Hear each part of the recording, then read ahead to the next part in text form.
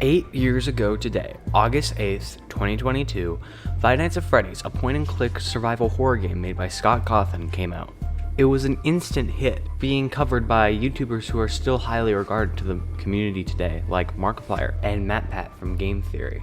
It was Scott's last attempt at making a game after his other games failed to get too much attention, and it was all based on people calling his animatronic characters in his last game weird and creepy. Little did any of us know it would launch this huge franchise. With over 10 games and 20 books under its belt, you could say FNAF has been relatively successful. And that's not even to mention a lot of the fan-created content like the FNAF VHS tapes by Squimpus, a lot of animations and art, and even songs that the community has made over the years. As well as, obviously, a lot of theories. And it all spawned from this one game, Five Nights at Freddy's 1. FNAF 1 was honestly the best way to start off. It had really good gameplay, and it put the story in a great place to move forward. And today we'll be celebrating that, and giving it its own 101 with all the basic info of FNAF 1. Welcome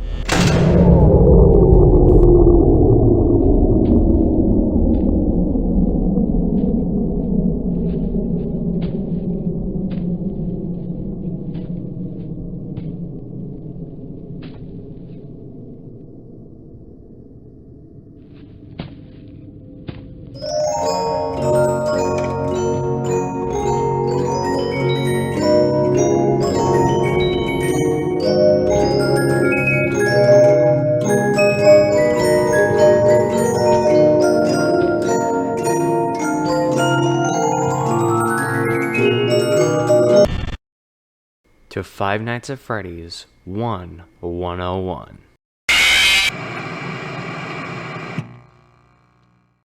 In Five Nights at Freddy's 1, you play as a security guard, watching cameras at an old Freddy Fazbear's Pizza, a local pizza chain that has animatronic robots similar to Chuck E. Cheese. But the trick is the robots are haunted, and they try to kill you during your night. You have to survive from 12 a.m. to 6 a.m. And as the title says, you need to do this for 5 nights, Monday to Friday. There's also a bonus 6th night that you can do for more overtime, and a custom night, 7th night, where if you do that one and complete it, you'll be fired for tampering with the animatronics. Now, how do you exactly do this? How does the gameplay work, you may be asking? Well, let's get into that. The gameplay is actually surprisingly simple. You wait in your office and watch as the various animatronic robots come near you on your cameras. Once one of the robots gets near your office door, you close that door and shut them out, where they then will reverse over time. There's also a light outside the door, so you can check every once in a while if one of the robots is right outside. But the trick to all of this is that the cams, the doors, and the lights all take power, which you have a limited amount of. And as Phone Guy mentions to us, you don't want to run out of power. This gameplay loop is very, very, very enjoyable. It's a contrast between supply and demand while also needing to keep your door closed sometimes. And honestly, it's a fuck ton of fun. It's also really scary because you get stressed trying to keep yourself away from the animatronic characters. And on the topic of the animatronic characters, why don't we cover who they are?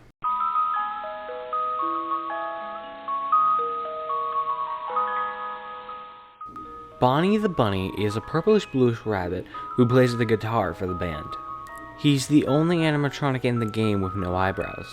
He tends to stay on the west side of the building, going into places like the backstage and the broom closet. Bonnie is the fastest robot out of the main 3 on stage. He disables the cameras most often out of all of them. Bonnie is also the only character in the game who appears in the first game's official trailer, where we can see him running down the hallway, something he doesn't do in the main game. Something also important to note is when Bonnie gets into your office, he makes a moaning and groaning sound. It really sounds like someone struggling to breathe.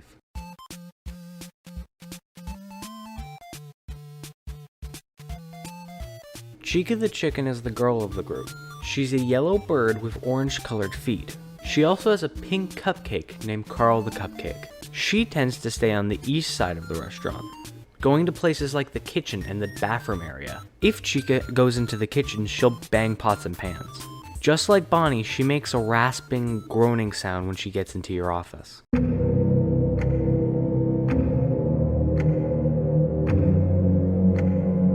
Now, everyone's favorite character, Foxy the Pirate Fox. He's a red fox who gets his own stage at Freddy's, called Pirate's Cove. He runs to the right to entertain the children. though during the game Foxy is broken and out of order.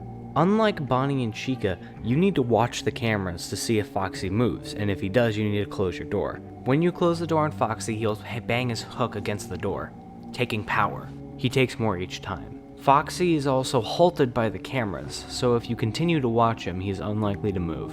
Foxy is also the cause of the noises that can be heard in FNAF 1 that sound like this.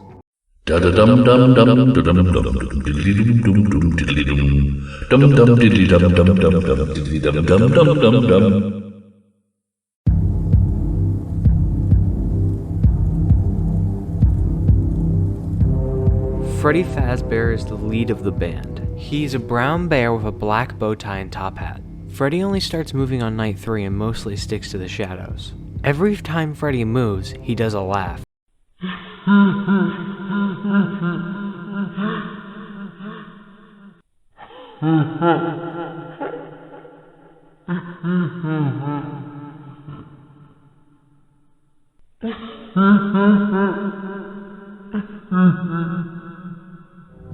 Which when sped up sounds like the laugh of a child. When the power goes out, Freddy is the one who will come to your office. He'll play the Toreador March in a music box style as his head lights up.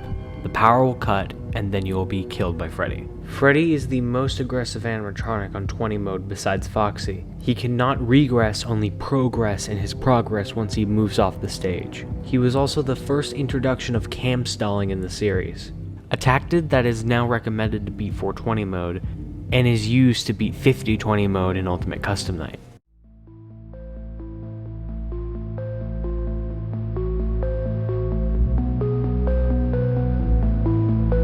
Golden Freddy is a yellow recolor of Freddy Fazbear. He has a 1 in 100,000 chance of spawning when you look at cam 2B. He will then spawn in your office. At that point, you need to flip back up the camera, and if you don't, you'll be jump scared and your game will crash.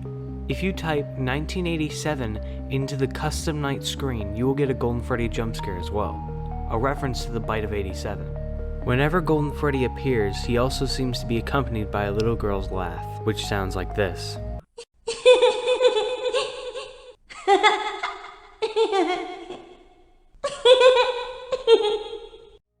He's also called Yellow Bear in the files. He is also revealed in later games, as well as heavily implied in this game, to be the source of all the It's Me's that appear. On the topic of It's Me, it's incredibly important to the franchise, and it all started right here in FNAF 1. It now being Golden Freddy's catchphrase, who is one of the most important characters in the whole franchise. Before we move on to the next section of this video, which is about rare posters and rare screens, I quickly wanted to mention that the kids who possess these animatronics did eventually get named in FNAF 6 and the Fourth Closet, with Susie being Chica, Jeremy being Bonnie, Gabriel being Freddy, Fritz being Foxy, and Cassidy being Golden Freddy. So now on to rare screens. They really bring out the atmosphere in the game and then also really drive up the creep factor, so let's jump into them. Let's start with the Bonnie death screen. On rare occasions after you die, you can get this screen of Bonnie. After a short amount of time, 2 dots will go into Bonnie's eyes and he'll disappear, loading you back into the main menu. Hallucinations. On rare occasions, you can get hallucinations that Bonnie and Freddy pop up on your screen with red eyes, with the words "It's me" scrolling on top of them, popping up, and strange robotic noises playing in the background. Posters in the East Hall. Sometimes in the East Hall, posters on the wall of Freddy, Bonnie, and Chica can randomly change to crying children. These share a slight resemblance to the children that are then seen in FNAF 2. It's me, East Hall. In the East Hall again, the posters on the wall can completely disappear to show "It's me" scrawled in blood. Golden Freddy poster. As mentioned before, in Cam 2B, a poster of Freddy can change to Golden Freddy, causing Golden Freddy to appear. Freddy ripping off his head. On the same poster, Freddy can be seen ripping off his head on rare occasions. Freddy staring at the camera. When Freddy is alone on stage and you look at the camera, there are rare occasions where he stares directly at you. Due to how Freddy's gameplay works, it is common that players see this Easter egg. Foxy singing. In FNAF 1, on rare occasions, you can hear Foxy singing. It sounds like this.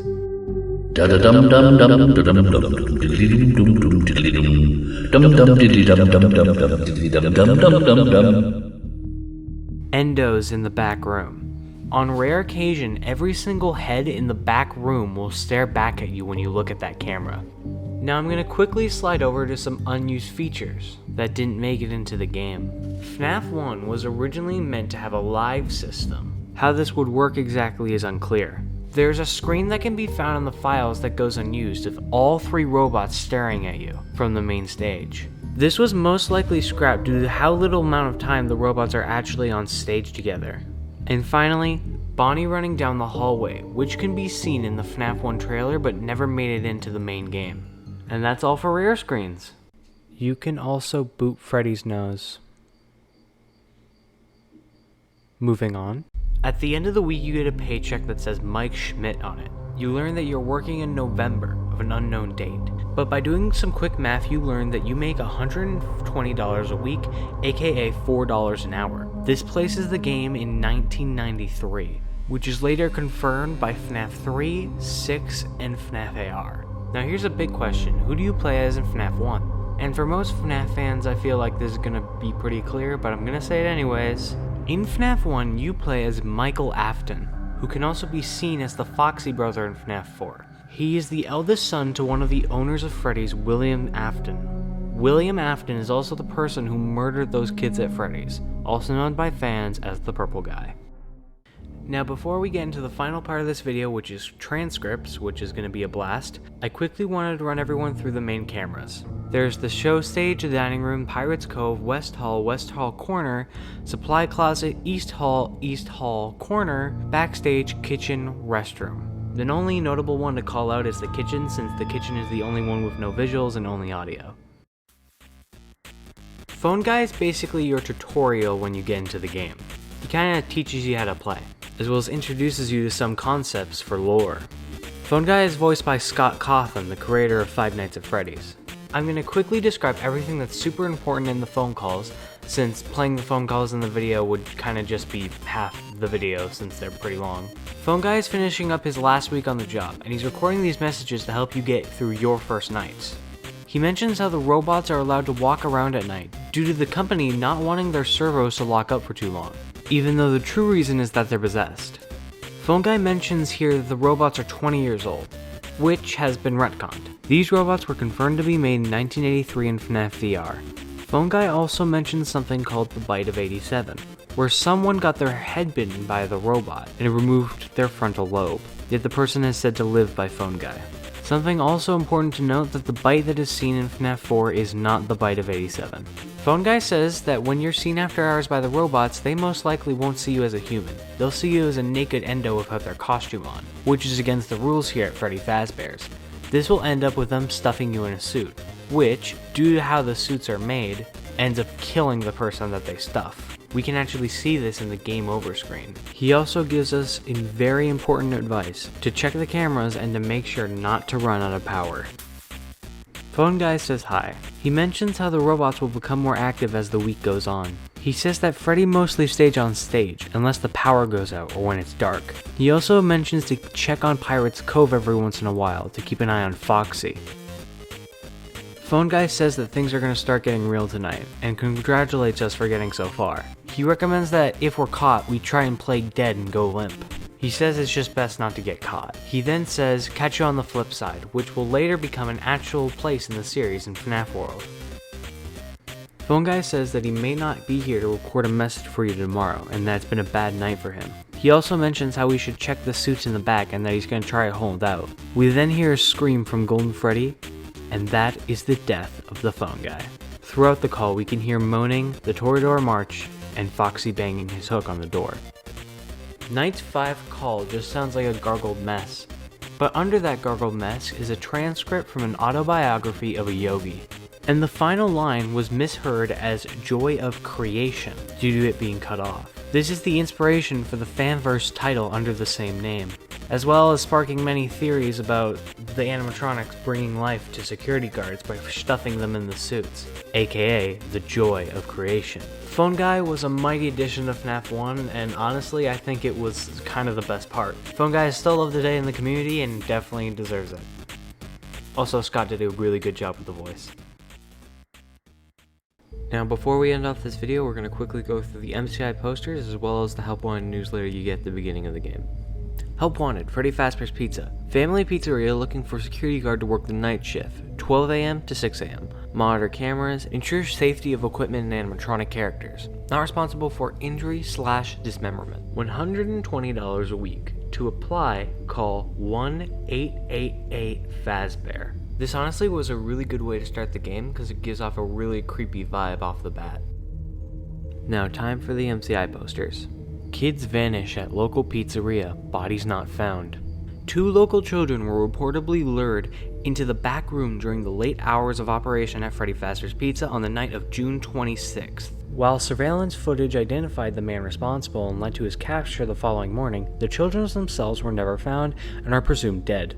Police think the suspect dressed in an animal costume to earn the children's trust. Basically, 2 kids were lured to the back room of Freddy Fazbear's Pizza on June 26 by a man dressed in an animal costume. 5 children now reported missing. Suspect convicted. 5 children are now connected to an incident at Freddy Fazbear's Pizza where a man dressed as a cartoon mascot lured them into the back room. While the suspect has been charged, the body themselves were never found. Freddy Fazbear's Pizza has been fighting an uphill battle ever since to convince families to return to the pizzeria. It's a tragedy.